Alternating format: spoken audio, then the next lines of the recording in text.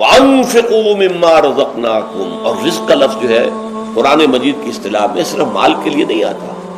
جو بھی کچھ اللہ نے ہمیں دیا ہے وہ اللہ کا رزق ہے جو اس نے ہمیں عطا فرمایا.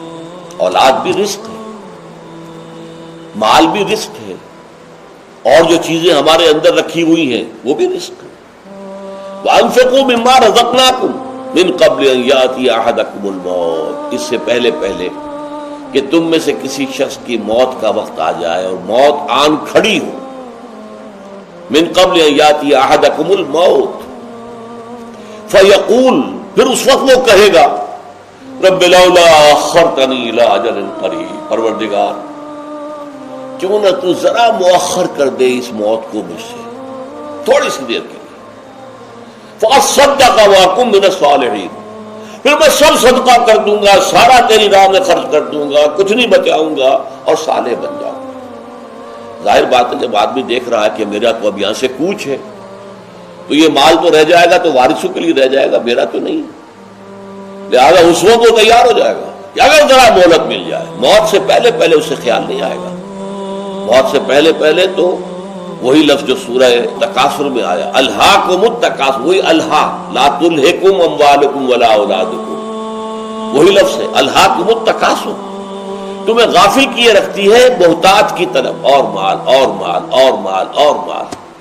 اتنی دولت ہے کہ 10 پشتوں کے لیے کافی ہے، لیکن مزید کا ہوکا پڑا ہوا ہے، مزید ملے مزید ملے مزید ملے.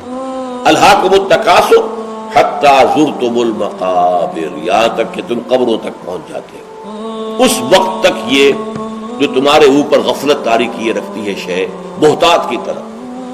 تو وہی یہاں پر فرمایا لا تلہکم اموالکم ولا اولادکم عن ذکر اللہ ومن یفعل ذلک فاولئک هم الخاسرون.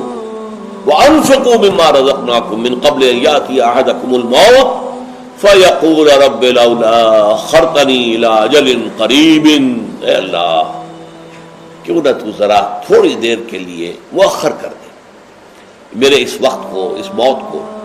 فاصدق، میں سب صدقے میں دے دوں گا، خیرات کر دوں گا، تیرے دین کے لیے لگا دوں گا. واکم من الصالحین، اور میں تیرے صالحین میں سے ہو جاؤں گا، صالح بندوں میں سے ہو جاؤں گا. لیکن اللہ کا تبصرہ کیا ہے؟ وَلَن يُؤَخِّرَ اللَّهُ نَفْسًا إِذَا جَاءَ أَجَلُهَا، ہرگز اللہ مؤخر نہیں کرے گا کسی کے وقت کو. وہ اجل جب آ گئی، اجل معین، وہ موت کا وقت جو اللہ کے علم میں معین ہے ہر شخص کے لیے. وَلَن يُؤَخِّرَ اللَّهُ نَفْسًا إِذَا جَاءَ أَجَلُهَا، جب اس کی وہ اجل آ جائے گی تو اللہ تعالیٰ ہرگز ہرگز ہرگز کسی کے لیے، یہ لام اور نون کے ساتھ جو نفی آتی ہے یہ انتہائی تاکیدی ہوتی ہے، انتہائی تاکید. وَلَن يُؤَخِّرَ اللَّهُ، ہرگز ہرگز ہرگز اللہ مؤخر نہیں کرے گا کسی کے موت کے وقت کو جب کہ وہ آ جائے. وَاللَّهُ خَبِيرٌ بِمَا تَعْمَلُونَ، اللہ خوب جانتا ہے یہ تم کر رہے ہو. اگر اللہ تعالیٰ کوئی لمبی مہلت تمہیں اور دے دے گا تو پھر تمہارے اندر وہی عادتیں آئیں گی، تمہارے اندر نہیں بگڑے گا. ہاں یہ ضرور ہے کہ اگر بس تھوڑی سی مہلت دی جائے کہ اس کے بعد 1 گھنٹے بعد پھر موت آ جائے گی، تب تو انسان سب کچھ دے دے گا. لیکن یہ ہے کہ اگر اللہ کی طرف سے مہلت طویل ہو جائے تو پھر انسان پہ